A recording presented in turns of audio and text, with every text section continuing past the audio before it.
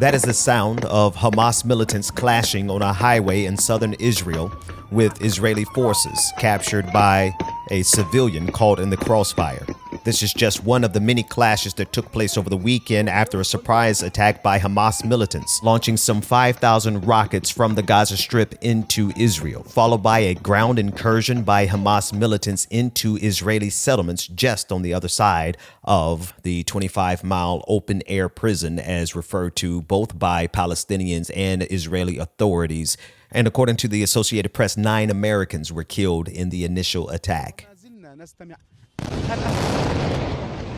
This is sound captured by Al Jazeera during their news broadcast of the Israeli retaliatory strike ordered by Prime Minister Benjamin Netanyahu that has, according to the Israeli Defense Forces, struck some 500 targets that they claimed to be holding militants. But according to news reports, these targets included hospitals and schools inside of the Gaza Strip. Very real situations. I mean, we've seen an emergency service worker there with a young child. We have a city that has seemingly been obliterated by multiple airstrikes. We know that Israel did confirm it hit 500 what it called terrorist targets. But as we've been hearing from our correspondents on the ground, there are schools and hospitals that may have been hit. And again, I'd just like to warn our audience. The level of devastation and destruction that has been inflicted on Gaza because of the attack from Hamas shows that the Palestinian people are already paying an extremely high price for the actions of the Hamas militants. This is the sound of emergency workers in Gaza City attempting to rescue and recover Palestinian civilians, the victims of the retaliatory strike by the Benjamin Netanyahu regime as a result of the attacks by Hamas militants over the weekend. According to Axios.com, Benjamin Netanyahu has informed the White House on Sunday that Israel does not have any choice but to unleash a ground operation in Gaza, saying, quote, "We have to go in." Listen to this clip of Israeli Defense Minister Yoav Gallant stating that he has ordered a complete siege on Gaza, also stating that Israel is fighting animals and that they intend on acting accordingly. I will be reading the translation as provided by the subtitles. We are putting a complete siege on Gaza. No electricity, no food, no water, no gas. It's all closed. We are fighting animals and are acting accordingly. Notwithstanding the very direct genocidal language by referring to the Palestinian people inside of the Gaza Strip as animals, what he is calling for, Yoav Gallant, is calling for a direct violation of the Geneva Convention, which bans collective punishment in international law. Yet because of the images and the videos coming out of the horrific attack that was committed by the Hamas militants, that indiscriminately killed civilians, some 260 civilians killed at a music festival just on the other side of the Gaza Strip. And because of those images and images of other civilians being killed, images and videos of several women being raped by the Hamas militants, along with images of children who were killed, the far right-wing government of Benjamin Netanyahu has been given significant latitude from the international community as to how much indiscriminate violence they rain down on the Palestinian people collectively in retaliation for the surprise attack committed by Hamas militants over the weekend. The Biden administration, for their part, released the following statement saying, quote, "This morning I spoke with Prime Minister Netanyahu about the horrific and ongoing attacks in Israel. The United States unequivocally condemns this appalling assault against Israel by Hamas terrorists from Gaza, and I made it clear to Prime Minister Netanyahu that we stand ready to offer all appropriate means of support to the government and the people of Israel. Terrorism is never justified. Israel has a right to defend itself and its people. The United States warns against any other party hostile to Israel seeking advantage in this situation.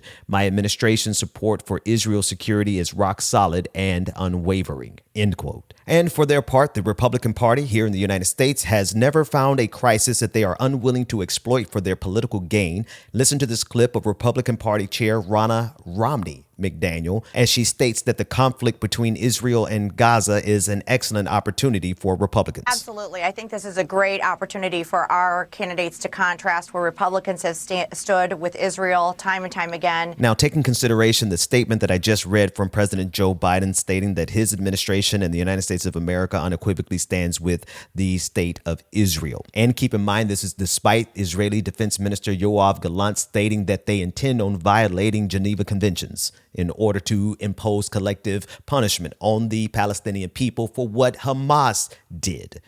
Despite that, the administration has stated that they are standing unequivocally with Israel, but that's insufficient for Ronna McDaniel, and it's apparently insufficient for the Republican candidates for president. Listen to the sound from former President Donald Trump, as well as Florida Governor Ron DeSantis and former Vice President Mike Pence, as they all try to posture themselves as being more supportive of Israel than the Biden administration. The Israeli attack was made because we are perceived as being weak and ineffective and with a really weak leader. The Iranians are funding Hamas and Hezbollah and all these groups, and they're funding it in part with money that they've gotten because of the Biden administration's weak policies. This is what happens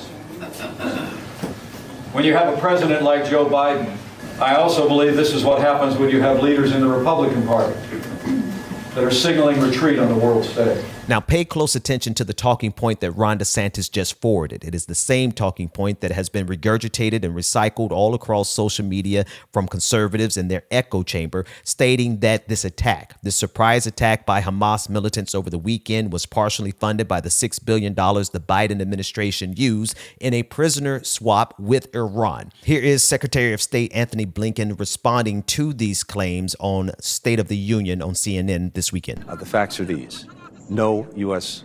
Taxpayer dollars were involved. These were Iranian resources that Iran had accumulated from the sale of its oil that were stuck in a bank in South Korea. They have had from day one, under our law, under our sanctions, the right to use these monies for humanitarian purposes. They were moved from one account to another in another country to facilitate that use. As of now, not a single dollar has been spent from that account. And again, the account is closely regulated by the U.S. Treasury Department, so it can only be used for things like food, medicine, medical equipment. That's what this is about. And by the way, the previous administration set up a very similar mechanism to enable Iran to use its oil proceeds that were blocked in various places or stuck in various places for humanitarian purposes. So people are either misinformed or they're misinforming. Either way, it's wrong. Either people are misinformed or they are misinforming. Either way, it is wrong. It is so wrong, yet so popular in conservative circles and the conservative echo chamber that Fox News itself had to debunk the lie. Listen to this clip. The $6 billion is still currently held in a Qatari bank account with U.S. Treasury oversight. The money came from Iranian oil sales to South Korea and did not include U.S. taxpayer dollars. NSC spokesperson Adrian Watson said in a statement, quote, "Not a single cent from these funds has been spent yet, and when it is spent, it can only be spent on things like food and medicine for the Iranian people. These funds have absolutely nothing to do with the horrific attacks today, and this is not the time to spread disinformation." So while Republicans are doing their standard operating procedure, which is lying and using propaganda to try to blame Democrats for everything, Democrats are simultaneously doing everything they can to let Israel know that they stand with them, despite the fact that Israel is currently engaging in Geneva Convention violations through collective punishment of all Palestinians in Gaza as a result of what Hamas did over the weekend.